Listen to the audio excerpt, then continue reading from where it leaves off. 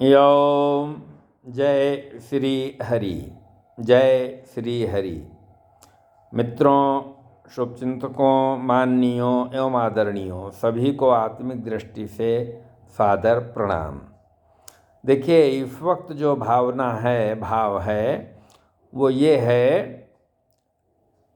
कि वैसे तो जीवन के विविध आयाम हैं, अनंत आयाम हैं। मस्तिष्क की जो इंटरनल कैपेसिटी है वो अनंत है, इनफाइनाइट जीबी है। कितने अनंत जन्मों के कर्मों का परिणाम होते हैं हम आज। अब भावना क्या आ रही है? महाकवि ने तो 500 साल पहले कहा, उमा दारु जोसित की नाई, सबहि नचावत राम गोसाई।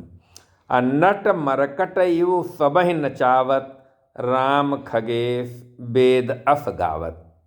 बहुत सामान्य सा अर्थ है कि भगवान शंकर उमा से कहते हैं, उमा जी से कहते हैं कि सभी की डोर राम जी के हाथ में है, राम जी अपनी इच्छा के अनुसार चलाते हैं। देखिए, हम लोगों के लिए राम ही ब्रह्म हैं। राम ब्रह्म परमार्थ रूपा, अभिगत अलख अनादि अनूपा। बाकी जो जिसको मानता हो, सर्वशक्तिमान तो है ही है जो इस सृष्टि को चला रहा है। वो अपरिमेय है, वो अपरिभाषित है, वो नित्य मुक्त है, वो त्रिगुणातीत है, तीनों गुणों से अतीत है, और वही केवल एकमात्र स्वतंत्र सत्ता है। परबस जीव स्वबस भगवंता, जीव अनेक एक श्री कंता।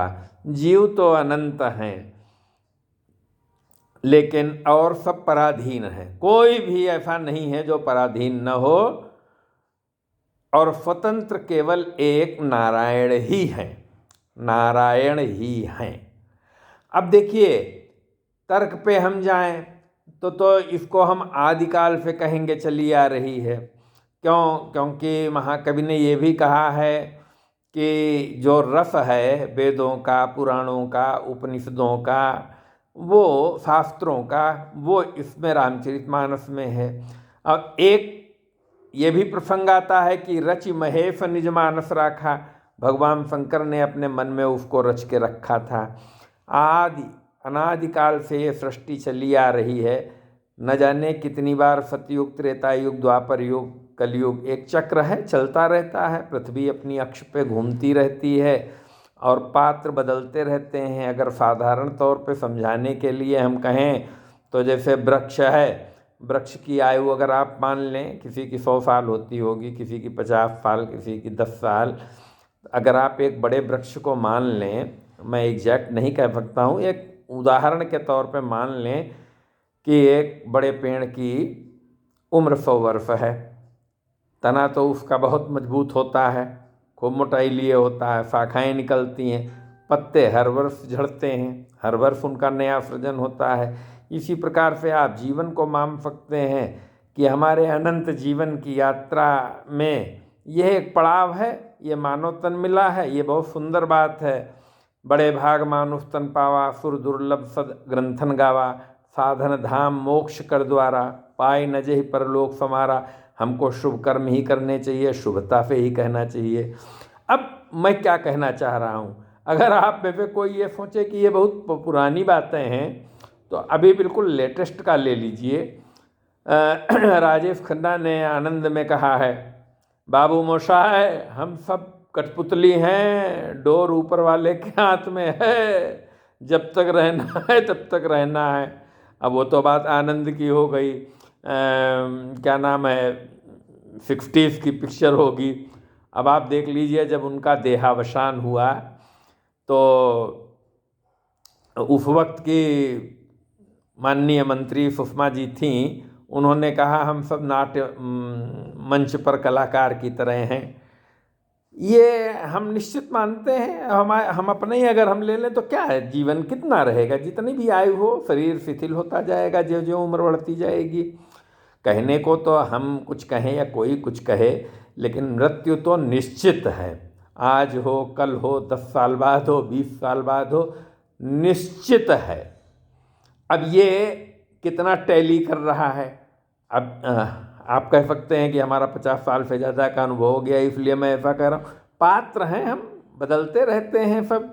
और हम तो भजन सुनते हैं महात्माओं के, हमको एक महात्मा का बहुत सारे भजन है, बहुत अच्छे अच्छे हैं, कितनी व्याख्या की जाए, अनंत है। हरि अनंत हरि कथा अनंता, कहाँ सुनई सब विधि श्रुति संता। लेकिन उस भजन में एक लाइन, हर लाइन हर शब्द बहुत सुंदर है।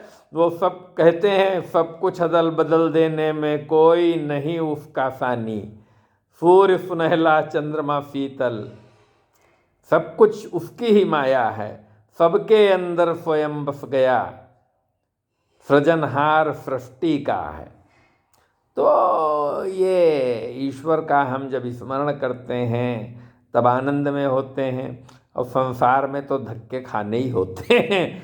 संसार में तो हम जन्म लेते हैं तो माता पिता को चिंता होती है, वो पालन पोषण करते हैं, फिर शिक्षा देते हैं, फिर नौकरी चाकरी के लिए हम लोग प्रयास करते हैं, फिर शादी ब्याह होता है, बीवी बच्चों पालन पोषण करते हैं, फिर उसके बाद वृद्ध होते हैं। ये वृद्ध होना भी एक सौभाग्य की बात भी आप मान सकते हैं। और फिर जीवन यात्रा का समापन होता है। तो ये विभिन्न आयाम हैं। भावना आ गई तो मैंने कहा जरा शेयर कर लूँ अपने साथियों से, शुभचिंतकों से, माननीयों से, आदरणीयों से।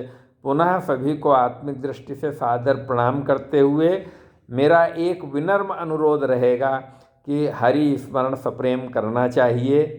कम से कम कहीं किसी भी स्थिति में हो, राम का नाम अनंत शक्तिशाली माना गया है। कहाँ लगी नाम बढ़ाई, राम न सकहि नाम गुन गाई। और अंतिम यात्रा में तो राम नाम सत्य है, वो तो हमारा बोल ही जाना है, बोल ही जाना है। बस अब मृत्यु से कभी घबराना नहीं चाहिए, क्योंकि ये तो एक शरीर का रूपांतरण होगा और कुछ नहीं है। और अगर भगवान जी के चरणों में शरण मिल जाती है तो बहुत आनंद की बात है। और नहीं, मैं तो दास हूँ राम जी का, मेरी तो भावना यही है कि अर्थ न धर्म न काम रुचि गति न चाहूँ निर्वाण, जन्म जन्म रति राम पद यह वरदान न आन। किसी भी स्थिति में रहूं, राम जी के श्री चरण कमलों में मन लीन रहे, आनंदित रहे। जय श्री राम, जय श्री राम, जय श्री राम।